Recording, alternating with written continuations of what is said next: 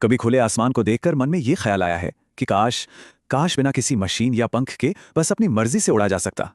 आज तो ये एक सपने जैसा लगता है ना? लेकिन हमारे प्राचीन ऋषियों के लिए ये सिर्फ एक कल्पना नहीं थी, बल्कि ये एक बहुत गहरी आध्यात्मिक खोज थी।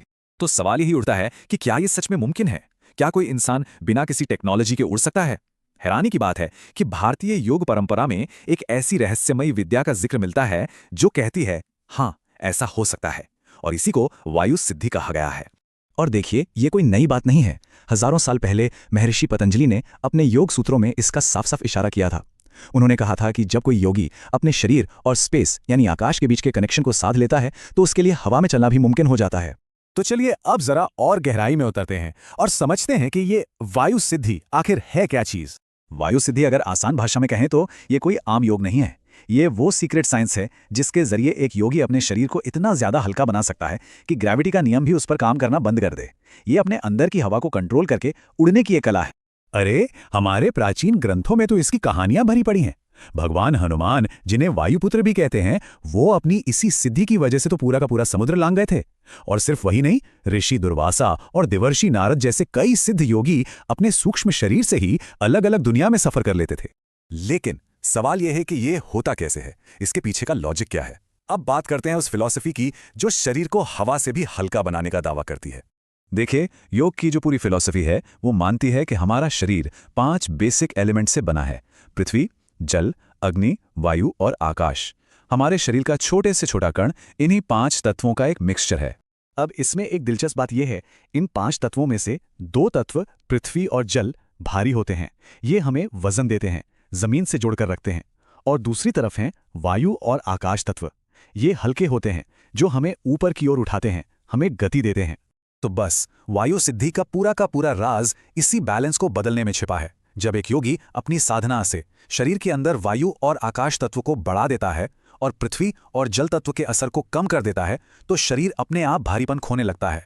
ये आज के मॉडर्न तरीके से एकदम अलग है। जहां आज की टेक्नोलॉजी हवाई जहाज के इंजन और पंखों जैसी बाहरी चीजों से ग्रेविटी को हराती है, वहीं योग का रास्ता शरीर के अंदर की एनर्जी यानी प्राण और चेतना से इसे पार करने का है। इसको ना एक बहुत सिंपल उदाहरण से समझिए। जैसे हीलियम से भरा गुब्बारा हवा में क्यों उड़ता है? क्योंकि वो आसपास की हवा से हल्का होता है। बिल्कुल वैसे ही जब योगी का शरीर प्राण ऊर्जा से भरकर अपनी स्थूलता खो देता है तो ग्रेविटी का असर उस पर बहुत कम हो जाता है। सुनने में तो ये सब बहुत फैसिनेटिंग लग रहा है, लेकिन इस लेवल तक पहुंचने का रास्ता क्या है? एक योगी को इसके लिए क्या क्या करना पड़ता है? इसका रास्ता हमारी अपनी सांस से होकर गुजरता है।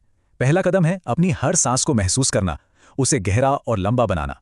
फिर आता है कुंभक, यानी सांस को अंदर या बाहर रोकने की प्रैक्टिस, जो शरीर में वायु तत्व को जगाती है। और आखिर में सांस इतनी हल्की और बारीक हो जाती है कि वो सिर्फ चेतना के लेवल पर महसूस होती है। बस यहीं से शरीर में हल्कापन आना शुरू हो जाता है। सांस के साथ साथ एक और बहुत पावरफुल प्रैक्टिस है जिसे कहते हैं संयम। ये कोई नॉर्मल मेडिटेशन नहीं है। संयम का मतलब है जब एकाग्रता, ध्यान और समाधि ये तीनों एक होकर किसी एक ही चीज पर पूरी तरह टिक जाएं।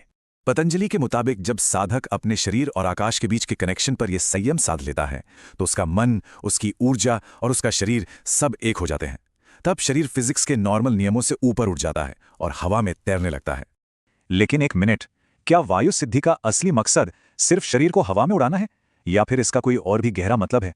पुराने योगी एक बहुत गहरी बात कहते थे। वो कहते थे कि असली उड़ान बाहर के आसमान में नहीं बल्कि भीतर के आकाश में होती है। जिसे वायु सिद्धि मिल जाती है वो असल में अपनी चेतना के अंदरूनी आकाश में उड़ान भरता है। इसका मतलब ये हुआ कि ये सिर्फ ग्रेविटी पर काबू पाना नहीं है, बल्कि अपने विचारों, अपनी इच्छाओं और मोह के बंधनों से आजाद होना है। जब मन इन सब बोझ से फ्री हो जाता है तो वो चेतना के आसमान में उड़ता है। और यही असली उड़ान है, जो शारीरिक उड़ान से कहीं ज्यादा बड़ी बात है। और शायद यही वजह थी कि इस ज्ञान को हमेशा एक राज बनाकर रखा गया, क्योंकि ये एक बहुत पावरफुल शक्ति है और इसका गलत इस्तेमाल भी हो सकता था। इसे पाने वाले जानते थे कि अगर इसका इस्तेमाल दिखावे या अपने फायदे के लिए किया गया तो ये शक्ति चली जाएगी। इसलिए ये ज्ञान सिर्फ उन्हीं शिष्यों को दिया जाता था जो इसके लिए पूरी तरह तैयार होते थे। तो अब सवाल यह है कि आज की भागदौड़ वाली जिंदगी में एक आम इंसान इस प्राचीन ज्ञान से क्या सीख सकता है? क्या हम भी अपनी लाइफ को थोड़ा हल्का और बेहतर बना सकते हैं? जवाब है बिल्कुल। भले ही हम पूरी सिद्धि हासिल ना कर पाएं, पर इसके प्रिंसिपल्स को हम अपनी डेली लाइफ में जरूर अपना सकते हैं। हल्का और सात्विक खाना खाना, रोज कुछ देर गहरी सांसें लेना, मेडिटेशन में ये सोचना कि शरीर रुई की तरह हल्का हो गया है और खुली हवा में प्रकृति के साथ थोड़ा वक्त बिताना, ये छोटी छोटी आदतें हमारे शरीर और मन दोनों को हल्का बनाती हैं। और देखिए, असली लक्ष्य भी तो यही है। जब कोई अंदर से हल्का हो जाता है तो बाहर की दुनिया की परेशानियां और मुश्किलों का बोझ भी उसे नीचे नहीं खींच पाता। तब वो इंसान अपनी जिंदगी में उड़ने लगता है, कामयाबी, शांति और सुकून की ऊंचाइयों की तरफ। तो आखिर में एक सवाल ये उठता है कि हमारी जो सीमाएं हैं, जो लिमिट्स हैं, क्या वो सच में हैं या वो सिर्फ हमारे अपने विश्वास की बनाई हुई दीवारें हैं? क्योंकि योगी कहते हैं, जब विश्वास बदलता है तो कोई भी सीमा हमेशा के लिए नहीं रहती।